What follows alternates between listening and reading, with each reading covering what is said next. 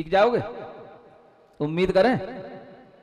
अगर ये ज्ञान आपने ग्रहण कर लिया और अज्ञान का आपने त्याग कर दिया तो हम समझेंगे ये सबसे बड़ा त्याग आपका त्याग धर्म के दिन हो गया।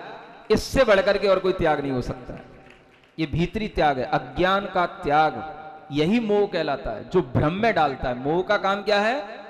भ्रम में डालना। लोग पूछते रहते हैं ना, मोह का उपयोग क्या, मोह का काम क्या, मोह राग द्वेष क्या? तो मोह का काम यही है, हम द्रव्य को द्रव्य के रूप में देख ही नहीं रहे। हम सब ब्रह्मा का कर्तृत्व देख रहे हैं। ईश्वर ने संसार बनाया, सबसे बड़ा भ्रम तो यही है। अब तुम कितनी जो है कितने ही तरीके की ज्ञान की बातें कर लो, राग और द्वेष की बातें कर लो कि राग द्वेष मिटाना है। राग द्वेष तो तब मिटेगा, पहले मोह तो मिटाओ। मोह के बाद में राग द्वेष मिटता है। तो मोह क्या है? अज्ञान। इसी को अविद्या कहा जाता है। इस मोह के हटने पर हमें हर द्रव्य अपना एक अलग अस्तित्व वाला दिखेगा। हमारे दिमाग से पहले ब्रह्मा का मोह हटना चाहिए। समझ आ रहा है? ये आप घर में बैठे बैठे आराम से कर सकते हो। इसमें तो कोई कसरत नहीं करनी ना, कि 1 महीने का त्याग के 1 साल का त्याग, इसमें तो नहीं करना पड़ेगा। क्या सुन रहे हो? इसके लिए तो आजीवन कर सकते हो। नहीं समझ आ रहा? आजीवन नहीं हो सकता है इस अज्ञान का त्याग। इसमें तो कोई पसीना नहीं निकल रहा ना, इसमें तो कोई बाउंडेशन नहीं है ना, कि इसमें तो कोई जबरदस्ती नहीं है कि बाद में फिर हो सकता है कि हमें फिर कभी ऐसा सोचना पड़ जाए या हमें फिर अपना कोई विचार बदलना पड़ जाए। बोलो, सरल सा त्याग बता रहे कि नहीं है? केवल बस दिमाग को वहीं रखो। क्या करो? बस उसकी पर्याय बदल दो। किसकी? दिमाग की। समझ आ रहा है? उसकी बस परिणति बदल दो, दिमाग बदल जाएगा, सब बदल जाएगा। समझ आ रहा है? इसी को कहते हैं दृष्टि बदली तो सृष्टि बदल गई। इसी का नाम है। दृष्टि बदलती कहां है? दृष्टि बदलो। दृष्टि का मतलब अभी तक हमारी दृष्टि में यही पड़ा है, एक ही ब्रह्म है, एक ही माया है, बस उसी ब्रह्म का सब किया हुआ है। ये दृष्टि जब तक पड़ी है तब तक मिथ्यात्व है। ये दृष्टि बदलो। हर द्रव्य अपने स्वरूप में खुद है, कोई भी द्रव्य को मिटा नहीं सकता है। हम आम को जला भी दें, मिटा भी दें, कुछ भी कर दें, उसको हम भस्मसात कर दें, तो भी उसके जो पुद्गल द्रव्य हैं, जिन पुद्गल द्रव्यों से वह मिलकर के बना है, वह अपने अपने अणुओं के रूप में बिखर जाएगा, वो जो स्कंद के रूप में था। लेकिन उन अणुओं को हम कभी भी नष्ट नहीं कर सकते। ये बहुत बड़ा जैन साइंस है। और वर्तमान का जो सही साइंस है वो इस साइंस को स्वीकार करता है। किसी भी एनर्जी को हम कभी भी डिस्ट्रॉय कर नहीं सकते हैं। किसी भी अणु का हम बिल्कुल कभी भी नष्ट कर नहीं सकते हैं। और अणु से मिलकर के ही ये अनेक तरह के स्कंद बनते हैं। अनेक अणुओं के मिलने से हम स्कंदों को तोड़ के अणु तो बना सकते हैं, लेकिन अणु का स्वरूप हम कभी नहीं मिटा सकते। इसी का मतलब है कि पुद्गल द्रव्य कभी भी नष्ट नहीं हो सकता है। हमें लगेगा कि हमने आम को जला दिया, कि मिटा दिया, कि पृथ्वी में दबा दिया, लेकिन वो अपनी अणुओं में बिखर जाएगा। लेकिन अणु उसके जिस तरीके के बने हुए हैं, वो अणु कभी भी नष्ट नहीं होंगे। इसी का नाम है एटॉमिक पावर। वो पावर नहीं जो आप जो है अपने को समझते हो कि आइंस्टीन ने बना दी कोई एटॉमिक पावर और हमने किसी के ऊपर डाल दी और नष्ट हो गए। एटॉमिक पावर का यही मतलब है, हर एक एटम के अंदर ये पावर है कि वो फिर जैसे ही उनको बाहरी निमित्त मिलेंगे, वो फिर उसी रूप में मिल जाएंगे, फिर स्कंद बन जाएंगे, और वो फिर किसी ना किसी रूप में ऐसे ही स्पर्श गरस गंध के रूप में इकट्ठे होकर के हमारे सामने दिखाई देने लग जाएंगे। लेकिन जब अणु के रूप में होंगे तो दिखाई नहीं देंगे। इसी पावर का नाम है एटॉमिक पावर, अणु की शक्ति। ये सारी की सारी शक्तियां जैसे पुद्गल के अंदर होती हैं, उसकी तो अणु अणु की शक्ति अलग अलग होती है। क्योंकि हमें जो कुछ भी पदार्थ दिखाई देते हैं सब स्कंद रूप होते हैं। मॉलिक्यूल्स तो हमें दिखाई नहीं देते हैं, जो इन्हें हम एटम कहते हैं। और जो भी हमें दिखाई देते हैं वो सारे के सारे क्या होते हैं? बड़े बड़े अनंत असंख्यात अणुओं को मिलकर के जो चीजें बनी है वो हमें दिखाई देती हैं। तो जैसा ये बना हुआ है वैसा हमारा आत्मा नहीं है। हमारा आत्मा एक अलग द्रव्य है।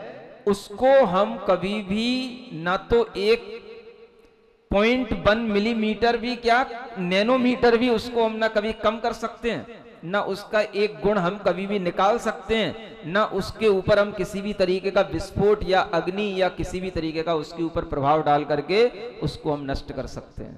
पुद्गल तो नष्ट हो जाता है, लेकिन आत्मा कभी भी, जो जिसका जैसा आत्मा है वह आत्मा कभी भी नष्ट नहीं होता, क्योंकि वह अपना द्रव्य पूरा अखंड बनाए रखता है। इसलिए हम कभी कभी बोलते हैं अपने अखंड आत्म द्रव्य को देखो। अखंड का मतलब जिसके कभी पार्टिकल ना हो सकें, एटर्नल जिसको बोलते हैं, हमेशा जो जैसा है उसी रूप में बना रहे, जिसमें एक पॉइंट बराबर भी कभी कोई डिस्ट्रॉय ना हो सके, उसको अखंड कहते हैं। जिसको हम कभी भी खंडित ना कर सकें, विभाजित ना कर सकें।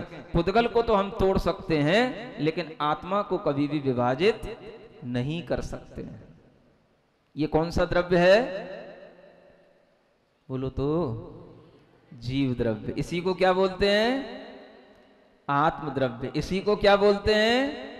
चैतन्य द्रव्य। ऐसे इन द्रव्यों का स्वभाव जान करके फिर इस संसार को देखो, तब आपको समझ में आएगा कि संसार सब बाहर है और अनंत ज्ञान हमारे भीतर पड़ा हुआ है। हमें अपने भीतर के संसार को छोड़ना है और अपने अनंत ज्ञान को, जो आत्मा का स्वभाव में पड़ा हुआ है, उसे प्रकट करना है। ये वस्तु स्वभाव का ज्ञान जब आपके अंदर आएगा, तब जो है ये सब भ्रम मिटेंगे, और तब कहना आपके मुंह से छूटेगा, ओ पालनहारे। क्या समझ आ रहा है? निर्गुण और न्यारे। कौन किसको पाल रहा है? सब द्रव्य अपने आप में पल रहे हैं, फल रहे हैं। हा? कोई किसी को पालने वाला नहीं, कोई निर्गुण होता ही नहीं। दुनिया में कोई द्रव्य ऐसा है ही नहीं जो गुणों से रहे। तो निर्गुण किसको बोलते हैं? गुण कहां चले जाएंगे? ज्ञान हमारा क्या है? गुण है। ज्ञान निकल गया अगर हम में से, समझ आ रहा है? तो अब क्या बचेगा हमारे अंदर? उसी ज्ञान से तो हमें सब कुछ जानना, संवेदन करना, उसी से तो हो रहा था। है? अब हम परमात्मा को कैसे देख रहे हैं? एक जड़ आकाश की तरह देख रहे हैं, जिसमें कोई गुण नहीं है, और उसी ने सब कुछ बनाया है।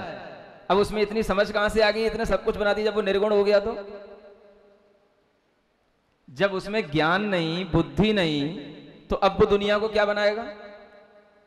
बिल्कुल ऐसे अपोजिट सिद्धांत सामने आ जाते हैं। थोड़ा सा भी तर्क के साथ देखें, समझें तो, लेकिन किसी में बुद्धि है ही नहीं। एक गाना शुरू करता है, सब नाचना शुरू कर देते। क्या समझ में आ रहा है? समझें तो हम आखिर क्या है ये भगवान जिनेंद्र देव की वाणी को, क्या हम जो है ऐसे ही गुपचुप लोगों को सुनाते रहेंगे क्या? हा? कोई अपराध है क्या? भगवान जिनेंद्र देव की वाणी का सबके समक्ष वर्णन करना, स्पष्ट रूप से वर्णन करने की भी ताकत नहीं है क्या लोगों में? अगर है तो हमें इन चीजों को समझाना चाहिए, बच्चों को बताना चाहिए, और हमें ये भ्रम दूर करना चाहिए। जब ये भ्रम दूर होगा, तभी हमें अपने अंतरंग में बैठा हुआ जो आत्मा है, उसी को हम ब्रह्म कहते हैं। हम भी ब्रह्म मानते हैं, लेकिन ब्रह्म कोई दूसरा नहीं है। वो ब्रह्म क्या है? आत्मा। ब्रह्म का मतलब होता है जो अपने गुणों से बढ़ता जाता है, उसको ब्रह्म कहा जाता है। तो हमारा आत्मा जब अपने इन भ्रमों को छोड़ेगा, तब हम अपने गुणों को प्राप्त करेंगे, तब हमारा भ्रम दूर होगा, तो हमें अपना ब्रह्म मिल जाएगा।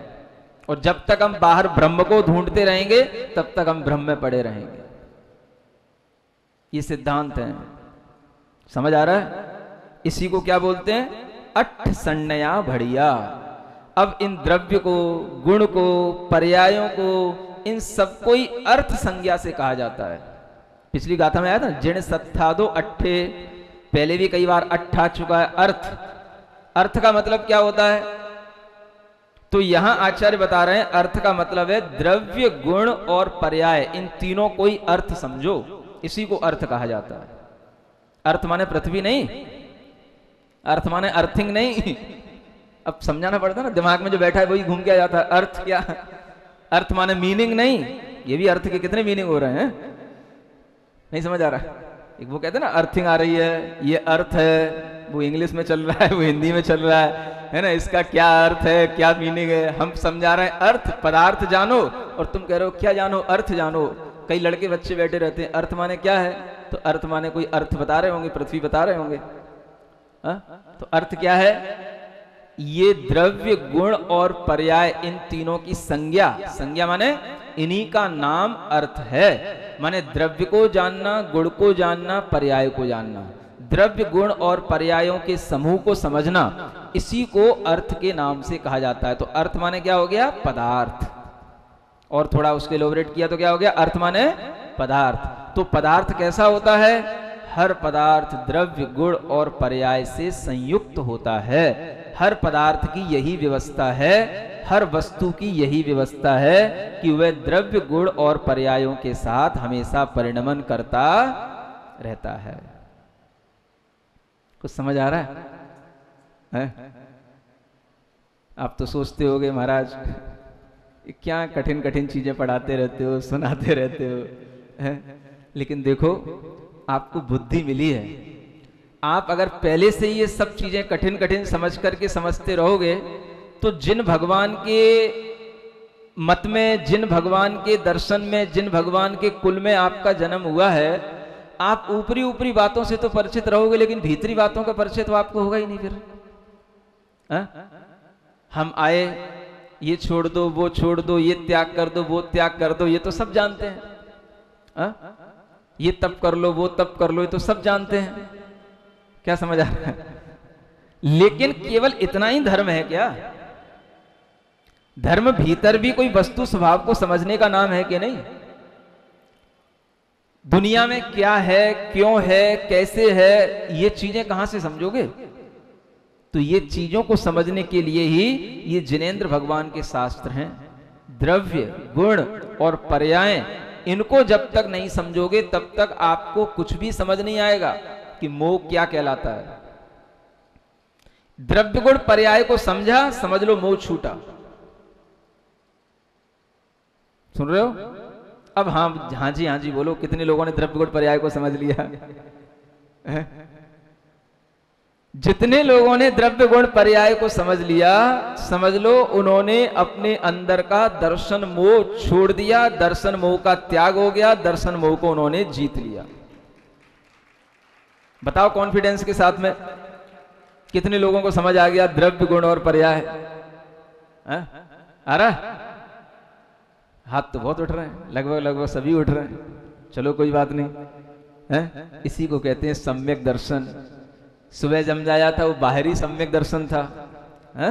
और अभी जो समझा रहे हैं वो भीतरी सम्यक दर्शन है। वस्तु व्यवस्था बड़ी जटिल है ना? या यूं कहें बड़ी जो है बहुत व्यवस्थित है, लेकिन उसको जब तक हम समझते नहीं तब तक जटिल लगती है, लेकिन जब समझ लेते हैं तो हमें सरल लगती है। हर चीज इसी तरह से परिणमन के साथ चल रही है। तेसु गुण पज्जयाणम अप्पा दव्वत्ति उपदेशु, उन गुण और पर्यायों को भी अब आत्मा इस द्रव्य के व्यपदेश माने कथन से कहा जाता है। ये भगवान का उपदेश है। मतलब क्या हो गया? गुण और पर्यायों से सहित जो अप्पा माने यहां पर आत्मा नहीं लेना, गुण पर्यायात्मक जो कुछ भी आत्म उस स्वरूप है, आत्मा का मतलब उस मय जो है उसका नाम द्रव्य है। गुण और पर्यायों से सहित जो कुछ भी है, गुण पर्याय वाला जो कुछ भी है, वह सब क्या होता है? द्रव्य होता है। ऐसा जिनेंद्र भगवान का उपदेश है। बस इतना सा जिनेंद्र भगवान का उपदेश अगर आपकी बुद्धि में बैठ जाए तो फिर कभी ये भाव नहीं आए कि हे भगवान, तूने मुझे क्यों ऐसा बना, क्यों दरिद्री बना दिया, क्यों अनाथ बना दिया, क्यों तूने मुझे गोरा बना दिया, क्यों काला बना दिया, क्यों तूने मुझे इस घर में पहुंचा दिया, क्यों उस घर में पहुंचा दिया। ये सब चीजें छूटती हैं कि नहीं छूटती हैं? आज अष्टम अध्याय भी पढ़ रहे थे, कर्म व्यवस्था भी पढ़ रहे थे, पढ़ सब लेते हैं, लेकिन मन में श्रद्धा की परिणति में, विश्वास में कितना सा आता है? पुराना तो छोड़ते ही नहीं हो, पुराने गीत तो छूटते ही नहीं है, पुराना रोना, पुराना गाना तो चलता ही रहता है। और हम नए में भी पूछते हैं तो हाँ जी कर देते हो। क्या समझ आ रहा है? त्याग तो उसी का नाम है, पुराना छोड़ो। जो पहले हमने बुद्धि में ग्रहण कर रखा है उसको त्यागो। उसको मिथ्या समझो, और जो अब हम नया ज्ञान ग्रहण कर रहे हैं इसे सम्यक समझ करके ग्रहण करो, तो ये त्याग कहलाएगा। और हर द्रव्य हर समय त्याग कर ही रहा है, पुरानी पर्याय का छूटना ही उसका सबसे बड़ा त्याग है। क्या समझ आ रहा है? जिससे हम क्या बोलते हैं, व्यय।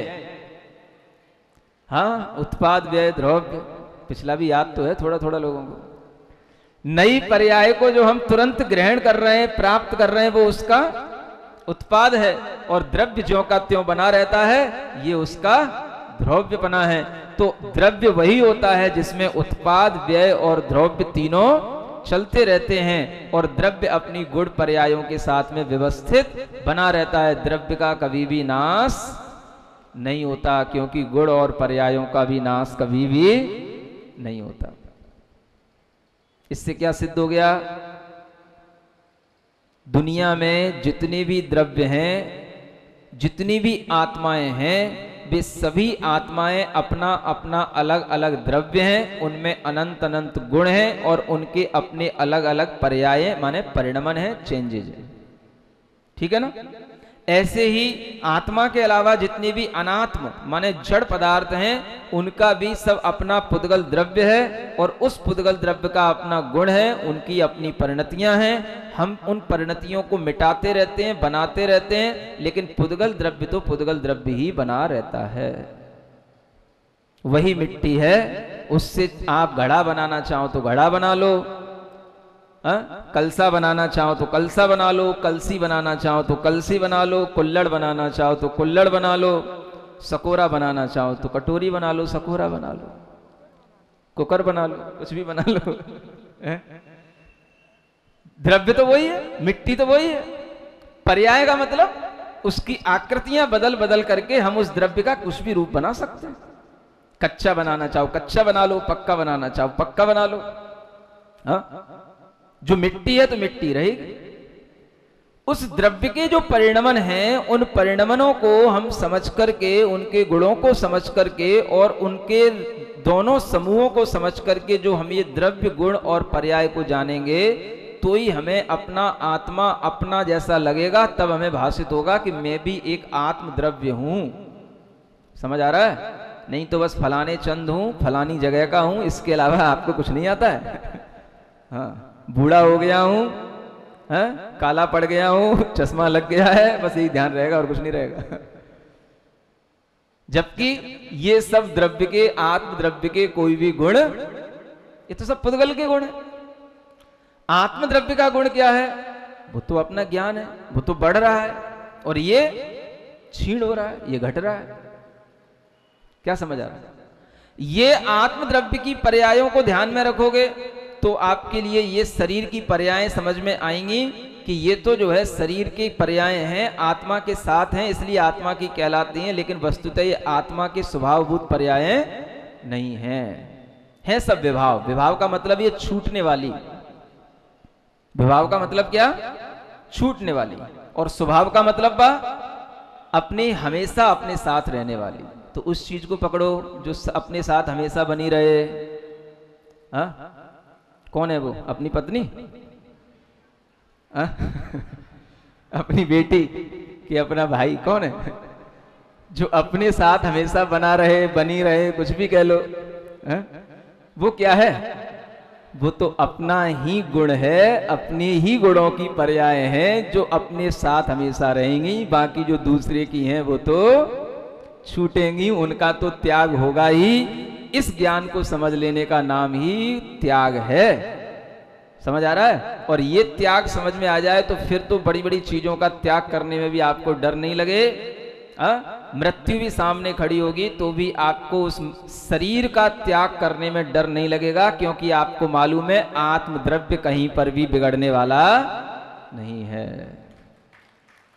ये चीज है, ठीक है ना? तो आज इतना समझा, बहुत अच्छा किया। अपने अंदर के अज्ञान को दूर करेंगे, 2 मिनट के लिए और बैठेंगे। अच्छा, पर्याय द्रव्य गुण का अनवर्थ नाम उसका यह अर्थ, पर्याय और गुण का वह द्रव्य धर्मोपदेश गुरु का यह। आचार्य कुंद देव इस प्रवचन सार महान ग्रंथ में कहते हैं, जो व्यक्ति मोह, राग और द्वेष इन तीनों चीज़ों का निहनदी माने नष्ट कर लेता है, नाश कर देता है। कैसे? उबलद्ध जोंडमुपदेशम, जिनेंद्र भगवान के उपदेश को प्राप्त करके। जोंड माने जैन कहलाता है। इसको प्राप्त करके जो मोह राग द्वेष का नाश करता है, सो सर्व दुख मोक्षम पावती, उसी के सभी प्रकार के दुखों का अभाव होता है, दुखों से उसे मोक्ष माने मुक्ति मिलती है। आचार्य देव यहाँ कह रहे हैं कि आपको मोह राग और द्वेष का नाश तो होगा, लेकिन कब होगा? पहले आप जिनेंद्र भगवान के उपदेश को प्राप्त करें। क्या प्राप्त करें? जोंडमुपदेशम उबलद्ध। सबसे दुर्लभ चीज अगर कुछ है संसार में, बाहरी निमित्तों की अपेक्षा से, तो सबसे ज़्यादा दुर्लभ वस्तु है जिनेंद्र भगवान का उपदेश उपलब्ध हो पाना। कोई भी जीव जब निगोद से निकलता है, अपने आप उसके लिए कुछ ना कुछ कर्म हल्के पड़ते हैं। उस निगोद पर्याय से निकलने में उसे किसी भी तरह का कोई पुरुषार्थ नहीं करना पड़ता। निगोद पर्याय से किसी भी जीव का निकलना बुद्धिपूर्वक नहीं होता। जो एक इंद्रिय पर्याय है, जहां पर चेतना बिल्कुल सुप्त अवस्था में पड़ी रहती है, ज्ञान भी इतना नगण्य होता है कि उस जीव को अपना भी आभास तक नहीं होता, क्योंकि चेतना का आभास उतना ही अधिक होगा जितना हमारा ज्ञान वृद्धिंगत होगा। जहाँ एक इंद्रिय रूप ज्ञान है और उस ज्ञान में अनेक प्रकार के आवरणीय कर्मों का सद्भाव है, अत्यंत सूक्ष्म वह शरीर को धारण किए हुए है, ऐसे उस एक इंद्रिय निगोद जीव में अनंत काल तक यह आत्मा पड़ा रहता है। उस निगोद जीव के ज्ञान को आचार्यों ने बहुत जघन्य ज्ञान की उपमा दी, और उस ज्ञान में किसी भी तरह की कोई क्रिया नहीं होती। कैसे निकल आता है यह जीव निगोद पर्याय से? कुछ भी उसके बारे में आचार्य कहते हैं तो इतना ही कह पाते हैं, काल लब्धि से ऐसा हो जाता है। काल लब्धि क्या है? समय पाकर के जीव उसमें से निकल आता है। जब उसका समय आ गया तो वो निकल आया, लेकिन निकलने के लिए उसने कोई पुरुषार्थ नहीं किया।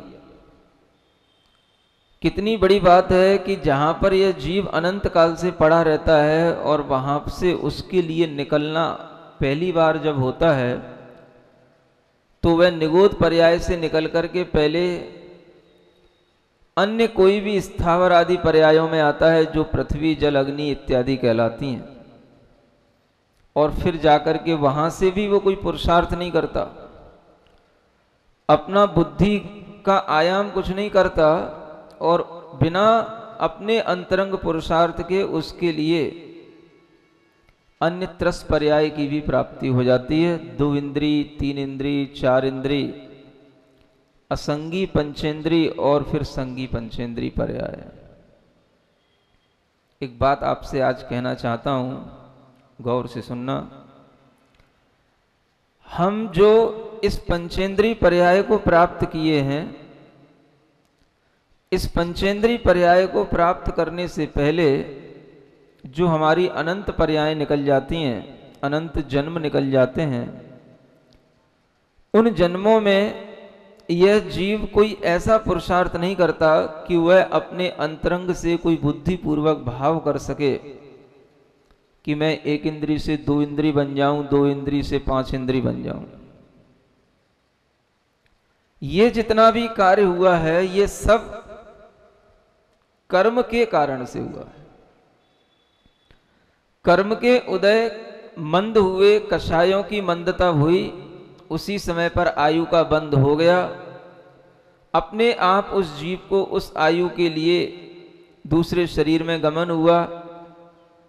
कोई भी जीव वहां बुद्धिपूर्वक ये नहीं कर सकता कि मैं अपने परिणाम संक्लेश रहित कर लूं, कि निर्मल कर लूं, कि अपनी बुद्धि से हम कसाय कम कर लें। ये सब वहां नहीं होता। कहां? निगोद में एक इंद्री से लेकर के और ये समझ लो असंगी पंचेंद्री तक, और बहुत कुछ संगी पंचेंद्री में भी कोई पुरुषार्थ नहीं है। सब कैसे चलता है? भाग्य भरोसे चलता है। भाग्य किसका नाम है? जो हमारे कर्म हमें फल देते हैं उसी का नाम भाग्य होता है। जब हमें कोई चीज समझ नहीं आती तो हम या तो भाग्य भरोसे ये शब्द बोल लेते हैं या भगवान भरोसे ये शब्द बोल लेते हैं। समझ आ रहा है आपको? वह भाग्य भरोसे होना के मतलब भी है कर्म के भरोसे होना। भले ही आप ना समझो कि भाग्य का मतलब क्या होता है, लेकिन भाग्य माने कर्म ही होता है। जैसा हमारे पिछले कर्म के कारण से आयु का बंध हो जाता है, वही आयु हमें अगले जन्म में प्राप्त होती है। उसको हम जब कुछ देख नहीं पाते, कुछ समझ नहीं पाते, तो हम भगवान भरोसे कहते हैं कि हमें ये जीवन मिला। कैसे मिला? भगवान से मिला, भगवान भरोसे मिला। आपसे पूछा जाए आपको मनुष्य पर्याय मिली, कैसे मिली? क्या बोलोगे? किसके भरोसे मिली? भगवान के भरोसे मिली। भगवान ने दी, क्या किया? फिर भाग्य भरोसे मिल गई महाराज, कुछ अच्छे भाग्य आ गए उदय में तो हमें पर्याय मिल गई। भाग्य का मतलब भी क्या, ये भी तो समझो। भाग्य क्या वस्तु है? भाग्य किसको कहते हैं? हमारा अच्छा कर्म ही हमारा भाग्य होता है। जो हमारे अच्छे कर्मों का उदय हो रहा है यही हमारा भाग्य है। और इन्हीं कर्मों के उदय से जब हमें ये पर्याय मिल जाती है तो उस समय पर अभी तक हमने अनादि काल से कभी पुरुषार्थ नहीं किया, ये ध्यान रखना। ये सब कैसे मिल रहा है? अपने आप भाग्य भरोसे कर्मों के उदय में ये सब हमें मिल जाता है। पुरुषार्थ करने के लिए अब ये हमें मनुष्य पर्याय मिली है। इस मनुष्य पर्याय में ही पुरुषार्थ होता है। यहां बुद्धि चलती है। बुद्धिपूर्वक काम यहां पर किया जा सकता है। अंधेरे में थे जब तक, एक इंद्रिय आदि पर्यायों में थे, वहां मन भी नहीं था, केवल इंद्रियों से सब अपना जीवन चलता था। अनंत काल इसी में निकल जाता है, किसी को पता भी नहीं रहता। और इसी तरह से वह अनादि काल का जो अनंत काल गुजर जाता है, अनंत जीवों का आज भी वैसे ही गुजर रहा है। लेकिन आप भाग्यवान हैं, हम भाग्यवान हैं, जो हमें आंखें मिली, मन मिला, बुद्धि मिली। ये जिन कुल मिला, और जिन कुल मिलने के बाद में हमें जिनेंद्र भगवान का उपदेश सुनने के लिए ये जिन शास्त्र मिले, और जिन शास्त्रों को बताने वाले हमें गुरु महाराज मिले। ये सब भाग्य के रूप में आपको कब समझ में आएगा? जब आप पिछला जीवन देखेंगे तब समझ में आएगा।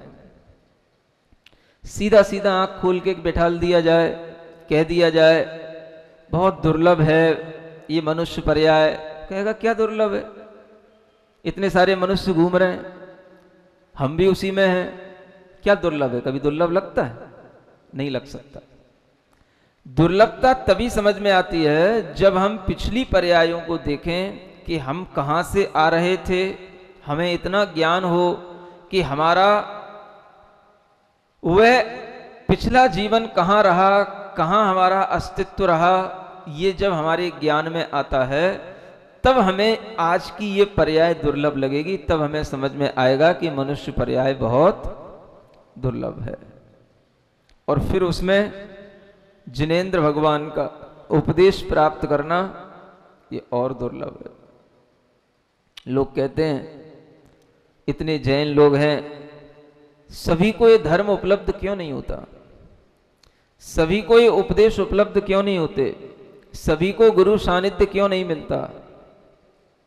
आप ये ध्यान रखना, उनके भीतर जब तक अच्छे पुण्य कर्मों का उदय नहीं होगा, जब तक उनके अंदर अच्छे निकट भव्यता को देने वाले कर्मों का उदय नहीं होगा, तब तक उन्हें कभी भी गुरु का सानिध्य प्राप्त नहीं हो सकता, और ये जिनेंद्र भगवान के उपदेश भी उनको उपलब्ध नहीं हो सकते। ये मान के चलना, ये कोई केवल लुभावने वाली बातें नहीं है जो आप कह भी लेते हो और आप दूसरों के लिए बता भी देते हो, लेकिन कभी खुद में भीतर से महसूस नहीं कर पाते। ये कोई ऐसी बातें नहीं है जिनके माध्यम से कोई हम किसी को नकार रहे हो या किसी को हम ये बता रहे हो कि भाई तुम तो पापी हो इसलिए ऐसा नहीं कर पा रहे हो, हम पुण्यवान हैं इसलिए ऐसा कर ले रहे हैं। ऐसा नहीं, ये यथार्थ है। आचार्य कहते हैं विरला निसुणई तच्चम, विरला जाने ही तच्चदो तच्चम, विरला भावई तच्चम, विरलाणम धारणा होती। चार चीजें बताई हैं जो बड़ी विरल विरल होती हैं। विरल माने बहुत ही रेयर केस होते हैं, रेयर लोगों को मिलती हैं, रेयर से भी रेयरेस्ट चीजें ये होती हैं। क्या? तो आचार्य पहली चीज कहते हैं विरला निसुणई तच्चम, तत्व को सुनने वाले लोग बहुत विरले होते हैं। क्या सुन रहे हो? सुन रहे हो कि नहीं सुन रहे हो? नहीं तो पता पड़ा कि यहां पर तो आ गए भाग्य भरोसे और यहीं पे आकर के लुढ़क गए कहीं ठंडी ठंडी हवा में। विरला निसुणई तच्चम, तत्व को सुनने वाले लोग विरल होते हैं, और वही विरलता जब सामने आती है तब हमें समझ आता है कि वास्तव में ये जिनेंद्र भगवान के उपदेश दुर्लभ हैं। कितने दुर्लभ हैं? अनेक पर्यायों को प्राप्त करने के बाद में ये भगवान के उपदेश प्राप्त करना, आचार्य कहते हैं अगर आपने किसी बालू के समुद्र में खड़े होकर के कभी एक रत्न की कड़िका प्राप्त कर ली, सुन रहे हो? कहां खड़े होकर के? हाँ, बालू का समुद्र हो माने बालू ही बालू हो, और वहां पर तुम्हें कोई एक रत्न की डली मिल जाए, एक रत्न की कड़िका मिल जाए, तो ये प्राप्त करना जितना दुर्लभ है, इतना ही दुर्लभ निगोद से त्रस पर्याय को प्राप्त करना दुर्लभ है। कहां से? हाँ, और वह त्रस पर्याय प्राप्त करने के बाद में पंचेंद्री पर्याय को प्राप्त करना और दुर्लभ है। पंचेंद्री पर्याय में भी मनुष्य पर्याय प्राप्त होना और दुर्लभ है, और मनुष्य पर्याय एक बार मिल जाने के बाद में दोबारा मनुष्य पर्याय मिलना इतनी दुर्लभ है जैसे कि एक वृक्ष को जला दिया जाए और उस वृक्ष के सारे परमाणु इधर उधर बिखर जाएं, और फिर बाद में वही परमाणुओं से मिलने पर पुनः वह वृक्ष बने। यह जिस तरह से दुर्लभ है, उसी तरीके से एक बार मनुष्य पर्याय मिलने के बाद में दोबारा मनुष्य पर्याय प्राप्त करना दुर्लभ है। कुछ समझ आ रहा है? आज तक आत्मा ने पुरुषार्थ नहीं किया, थोड़ा बहुत कर्म के लाभ से, पुण्य कर्म के कारण से अच्छी पर्याय मिल गई, कभी किसी की संगति में आकर, कभी थोड़े से कोई अच्छे भाव बनाकर कुछ थोड़ा सा और पुण्य बढ़ा लिया, मनुष्य पर्याय मिल गई, मनुष्य जन्म मिल गया, अच्छा कुल भी मिल गया। लेकिन अब जहां हम खड़े हैं वहां आचार्य कहते हैं अब पुरुषार्थ करने की जरूरत है। भाग्य का काम इस लेवल पर आकर के समाप्त हो जाता है। भाग्य अब इससे ज्यादा आपका सहारा नहीं दे सकता है। अब यहां पर आने के बाद में अगर आप अपना भाग्य बढ़ाओगे तो बढ़ेगा, और नहीं बढ़ाओगे तो जितना मिला था वहां से अब गिरना शुरू होगा और घटता जाएगा। क्या समझ आ रहा है? जब हम किसी पर्वत पर चढ़ते हैं, एक ऊंचाई पे पहुंच जाते हैं, और वहां पहुंचने के बाद में जब हमारे सामने आगे बढ़ने की गति नहीं होती है, तो वहां खड़े रहना भी हमारे लिए बड़ा कठिन होता है। नीचे गिरना तो सरल है, लेकिन वहां खड़े रहना भी कठिन होता है। ठीक इसी तरह आचार्य कहते हैं, मनुष्य भव को प्राप्त करने के बाद में मनुष्य भव को भी प्राप्त कर लेना पुनः बहुत कठिन है। अब क्यों कठिन है? क्योंकि आपने जो पुण्य किए थे, जो कुछ अच्छे कार्य कभी कर लिए थे भूल चूक से, वह सबका फल तो आपको मिल रहा है, और अब इस पर्याय में आपको वह फल इस रूप में भोगने में आ रहा है कि हमें ऐसा लग रहा है कि हमें ये कभी मिला नहीं, तो पहले हम इसका फल भोग लें, इसका फल भोग लें, इसका फल भोग लें। और फल भोगने का मतलब जो हमने कुछ पहले बोया था वो सब हम खाए जा रहे हैं, खाए जा रहे हैं, खाए जा रहे हैं, खत्म किए जा रहे हैं, खत्म किए जा रहे हैं। अब जब वो सब पुण्य खत्म हो जाएगा, फिर क्या होगा? वहां पर उस स्थिति में ठहरना भी कठिन होगा। किस स्थिति में? मनुष्य से मनुष्य बनना भी कठिन होगा। नीचे गिरना तो सरल होगा। अगर आप कहीं ऊंचाई पे पहुंचने के बाद में कोई पुरुषार्थ ऊपर बढ़ने के लिए नहीं कर पा रहे हो, तो वहां पे टिके रहना बड़ा कठिन काम है, क्योंकि वहां सब तरीके की हवाएं चलेंगी। एक स्टेप ऊपर आपको पहुंचना है, वहां नहीं पहुंच पा रहे हो, मान लो बीच में ही लटक गए हो। कभी गिरनार की चौथी टोंक पे चढ़े हो? चौथी की बात कर रहा हूं, पांचवी की नहीं। हाँ, चौथी टोंक। हाँ, जहां पे सीढ़ियां नहीं बनी हुई हैं,